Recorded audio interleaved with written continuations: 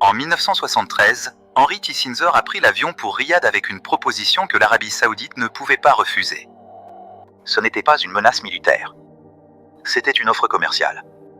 Et cette réunion a littéralement reconfiguré l'économie mondiale. Aujourd'hui, en 2026, l'Iran est en train de remettre en question cet accord. Et si ça marche, tout ce qu'on connaît du système financier mondial pourrait changer. Avant d'entrer dans l'histoire, comprends pourquoi ce sujet est crucial maintenant. En mars 2026, l'Iran a fermé partiellement le détroit d'Ormuz. Ce bras de mer de 34 km de large transporte environ 20% du pétrole mondial. Et l'Iran a posé une condition, les tankers qui veulent passer devront utiliser le yuan chinois, pas le dollar. En parallèle, les BRICS Brésil, Russie, Inde, Chine, Afrique du Sud et une vingtaine d'autres pays désormais construisent activement une alternative au système de paiement international basé sur le dollar. Et de l'autre côté, l'Arabie Saoudite, qui est au cœur du pétrodollar depuis le début, commence à diversifier ses réserves. Moins de dollars. Plus d'or. Plus de yuan. Tout ça en même temps. Ce n'est pas une coïncidence. C'est la convergence de plusieurs tendances de fonds qui ont mis 50 ans à se développer. Pour comprendre ce qui se passe aujourd'hui, il faut remonter à la fin de la Seconde Guerre mondiale. ACTA. Comment le pétrodollar est né? Bretton Woods, 1944. En 1944, la Seconde Guerre mondiale n'est pas encore terminée. Mais les Alliés savent déjà qu'ils vont gagner. Et ils commencent à réfléchir à la question suivante, comment va-t-on organiser l'économie mondiale après la guerre? La réponse, c'est Bretton Woods. 730 délégués de 44 pays se réunissent dans un hôtel du New Hampshire, et ils décident d'une chose simple mais radicale, toutes les monnaies du monde seront indexées sur le dollar américain, et le dollar sera lui-même indexé sur l'or à raison de 35 $ l'once. Pourquoi le dollar? Parce qu'en 1944, les États-Unis détiennent 70% des réserves d'or mondiales. La logique est imparable. Ce système fonctionne bien pendant 25 ans. Mais il a un défaut fondamental. Le Nixon Shock 1971. Pour financer la guerre du Vietnam, les États-Unis impriment massivement des dollars. Les autres pays commencent à se méfier. La France, notamment un Charles de Gaulle en tête, réclame des dollars contre de l'or.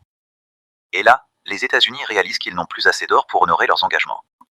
Le 15 août 1971, Richard Nixon passe à la télévision nationale et annonce quelque chose d'historique, le dollar n'est plus convertible en or. Du jour au lendemain, le système de Bretton Woods s'effondre. Le problème, c'est que le monde entier tourne en dollars. Les réserves des banques centrales sont en dollars. Le commerce international se fait en dollars. Et maintenant, ces dollars ne valent rien de concret. Ou plutôt, ils valent exactement ce que les gens acceptent de leur donner comme valeur. Les États-Unis avaient besoin d'un plan B. L'accord de 1973 de Kissinger et l'Arabie Saoudite. C'est là qu'entre en jeu Henry Kissinger. 1973. La guerre du Tipour vient d'éclater. Les pays arabes lancent un embargo pétrolier contre les pays qui soutiennent Israël. Le prix du pétrole quadruple en quelques mois. L'économie mondiale est en crise. Et c'est dans ce chaos que Kissinger négocie en secret un accord avec l'Arabie Saoudite. L'accord est simple. L'Arabie Saoudite s'engage à vendre son pétrole exclusivement en dollars américains. En échange, les États-Unis offrent deux choses, une protection militaire du royaume et un accès privilégié aux bons du trésor américain, ce qui permet aux Saoudiens de recycler leur pétrodollars en investissement sûr. Les autres pays membres de l'OPEP suivent rapidement. Et voilà comment naît le pétrodollar. Acte 3. Comment le mécanisme fonctionne et pourquoi c'est du génie. Maintenant qu'on sait d'où vient le pétrodollar, comprends exactement comment il fonctionne. Parce que c'est là que ça devient vraiment intéressant. Le cycle du pétrodollar. Imagine la chose suivante. Le Japon a besoin de pétrole. Il achète ce pétrole à l'Arabie Saoudite. Pour payer, le Japon a besoin de dollars. Il doit donc d'abord convertir ses yens en dollars. L'Arabie Saoudite reçoit ces dollars. Qu'est-ce qu'elle fait avec? Elle les réinvestit notamment en achetant des bons du trésor américain. Ces dollars reviennent donc aux États-Unis sous forme de financement de la dette américaine. Et le cycle recommence. Ce mécanisme crée une demande structurelle et permanente pour le dollar. Pas parce que le dollar est intrinsèquement fort, mais parce que tout le monde a besoin de dollars pour acheter du pétrole. Ce que ça rapporte aux États-Unis. Ce système offre aux États-Unis un avantage qu'aucun autre pays au monde ne possède. Les économistes l'appellent le privilège exorbitant, un terme inventé par Valéry Giscard d'Estaing dans les années 60. Concrètement, ça veut dire quoi? Premier avantage, les États-Unis peuvent s'endetter massivement sans que ça leur coûte très cher, parce que la demande mondiale pour les bons du trésor américain est garantie. Les Saoudiens, les Émiratis, les Japonais, tout le monde achète de la dette américaine. Deuxième avantage, les États-Unis paient leurs importations avec des dollars qu'ils impriment eux-mêmes. C'est comme si tu pouvais payer tes courses avec des billets que tu fabriques dans ton sous-sol, sauf que c'est légal, et que tout le monde l'accepte. Troisième avantage, le dollar est la monnaie de réserve mondiale. Ça veut dire que les banques centrales du monde entier stockent des dollars. Ce qui signifie que même quand les États-Unis ont des problèmes économiques, il y a une demande structurelle pour leur monnaie. Quatrième avantage, les États-Unis contrôlent le système de paiement mondial, notamment via SWIFT. Ce qui leur donne un pouvoir de sanction économique considérable. Si tu fais quelque chose qui déplaît à Washington, on te coupe de SWIFT et tu es isolé du commerce mondial. La Russie l'a appris à ses dépens en 2022. Les premières fissures, 2000 à 2022. Ce système a fonctionné de manière remarquable stable pendant 50 ans. Mais les tensions ont commencé à s'accumuler. Saddam Hussein et l'euro, 2000. En 2000, Saddam Hussein fait quelque chose d'inédit, il annonce que l'Irak va vendre son pétrole en euros, pas en dollars. Coïncidence ou pas, 3 ans plus tard, les États-Unis envahissent l'Irak. Et l'une des premières choses que fait la coalition, c'est de repasser les ventes de pétrole irakien en dollars. Mouammar Kadhafi est là, 2009. En 2009, Mouammar Kadhafi propose aux dirigeants africains et arabes de créer une nouvelle monnaie commune basée sur l'or, le dinar. L'objectif, permettre aux pays africains de vendre leur pétrole sans passer par le dollar. En 2011, la France et le Royaume-Uni, avec le soutien de l'OTAN, lancent une intervention militaire en Libye. Kadhafi est tué. Je ne dis pas que c'est la seule raison.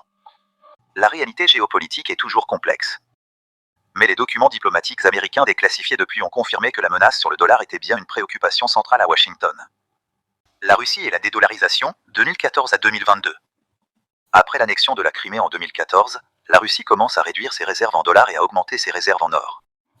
En 2022, quand l'Occident impose des sanctions massives après l'invasion de l'Ukraine, la Russie accélère ce mouvement et commence à vendre son pétrole à l'Inde et à la Chine. En roubles et en yuan. La leçon que retiennent les pays qui ne sont pas alignés avec Washington, ne pas dépendre du dollar, c'est une question de souveraineté. Acte 4 2024 à 2026, la tempête parfaite. Les BRICS s'organisent. En 2024, les BRICS passent de 5 à 10 membres, puis continuent à s'élargir. La Russie, la Chine, l'Inde, l'Arabie Saoudite, l'Iran, les Émirats, l'Éthiopie. Ensemble, ces pays représentent plus de 40% du PIB mondial en parité de pouvoir d'achat et plus de 40% de la production pétrolière mondiale. Leur objectif affiché, construire un système de paiement alternatif à SWIFT, basé sur leur propre monnaie, potentiellement ancré sur l'euro ou un panier de commodités. Ils n'ont pas encore de monnaie commune. Mais ils construisent l'infrastructure. Et c'est ça qui est inquiétant pour Washington. L'Arabie Saoudite hésite. En 2023, pour la première fois, l'Arabie Saoudite commence officiellement à discuter de la possibilité de vendre du pétrole en yuan à la Chine. Le Royaume diversifie ses réserves. La part du dollar dans les réserves mondiales des banques centrales est passée de 71% en 2001 à environ 58% aujourd'hui. C'est toujours dominant. Mais la tendance est claire. Le détroit d'Ormuz, 2026 est le tournant. Et puis arrive ce qui se passe maintenant. En mars 2026, les tensions entre les États-Unis et l'Iran atteignent un point critique. L'Iran prend le contrôle partiel du détroit d'Ormuz, ce bras de mer par lequel passe un tanker sur 5 dans le monde. Et l'Iran pose une condition, les tankers qui veulent passer doivent transporter du pétrole échangé en yuan chinois. Pas en dollars. Si cette condition se généralise, c'est une rupture historique. C'est la première fois qu'un acteur majeur force physiquement une transaction pétrolière hors du dollar dans un corridor maritime clé. Les États-Unis ont déployé des marines à bord du USS Tripoli. La tension est à son maximum. Mais la question n'est pas seulement militaire. Elle est monétaire. Acte V, si le pétrodollar s'effondrait vraiment? Soyons clairs, le pétrodollar ne va pas s'effondrer du jour au lendemain. Même les experts les plus pessimistes parlent de déclin sur 10, 20, 30 ans. Mais posons la question, qu'est-ce qui se passerait concrètement si le dollar perdait son statut de monnaie pétrolière mondiale? Pour les États-Unis, la demande structurelle pour le dollar chuterait. Les États-Unis ne pourraient plus s'endetter aussi facilement et aussi bon marché. Les taux d'intérêt monteraient. Le coût de la dette américaine exploserait. Et les États-Unis devraient, comme tout le monde, produire de la vraie richesse pour payer leurs importations. C'est un ajustement massif. Probablement douloureux. Pour le reste du monde. Ça dépend. Les pays qui exportent des matières premières pourraient y gagner, ils recevraient une valeur réelle pour leurs ressources plutôt que des dollars imprimés. Les pays qui importent massivement des matières premières pourraient souffrir d'une période de transition. Et il y a une question ouverte, par quoi le dollar serait remplacé? Le yuan? La Chine n'a pas encore une monnaie librement convertible, et les investisseurs internationaux ne font pas confiance à un régime autoritaire pour respecter les règles du jeu à long terme. Bien?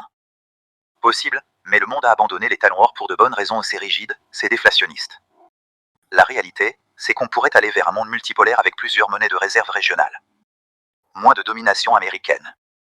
Plus de fragmentation. plus de complexité pour le commerce international pétrodollar, c'est l'histoire d'un accord brillant qui a donné aux États-Unis un avantage extraordinaire pendant 50 ans. Un avantage qui leur a permis de financer leurs dettes, de projeter leur puissance militaire et de sanctionner leurs adversaires. Mais tout avantage finit par susciter une réaction. Et cette réaction, on la voit maintenant. Dans les BRICS qui s'organisent. Dans l'Arabie Saoudite qui hésite. Dans l'Iran qui joue le détroit d'Ormuz comme une carte monétaire autant que militaire. Dans la Chine qui construit patiemment une alternative. Est-ce que le dollar va s'effondrer? Non. Pas demain. Peut-être jamais complètement. Mais est-ce que le monde unipolaire centré sur le dollar est en train de changer? Oui. Et comprendre ce changement, c'est comprendre les prochaines décennies de géopolitique. Si cette vidéo t'a appris quelque chose ou la moindre chose, mets un pouce bleu, ça m'aide vraiment à continuer ce travail de vulgarisation.